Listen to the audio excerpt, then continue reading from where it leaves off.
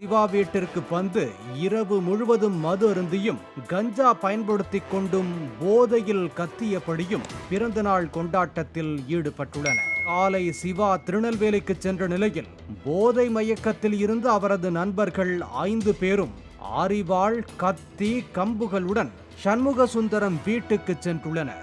சண்முகசுந்தரத்தின் வீட்டில் இருந்து வெளியே வந்த கும்பல் ஆண் பெண் என்ற பேதம் இன்றி கண்ணில் பட்டவர்களையெல்லாம் தாக்கத் தொடங்கியுள்ளனர். தகவல் அறிந்து போலீசார் வரவே போதை கும்பல் அருகில் இருந்த தென்னந்தோப்புக்குள் சென்று ஒளிந்து கொண்டது.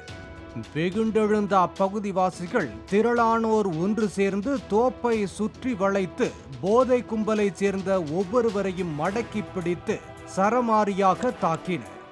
அதுவரை ஆயுதங்களை வைத்துக் கொண்டு ஆட்டம் காட்டிய 5 பேரும் அடி தாங்க முடியாமல் ஐயோ அம்மா என அலறி துடித்தனர்.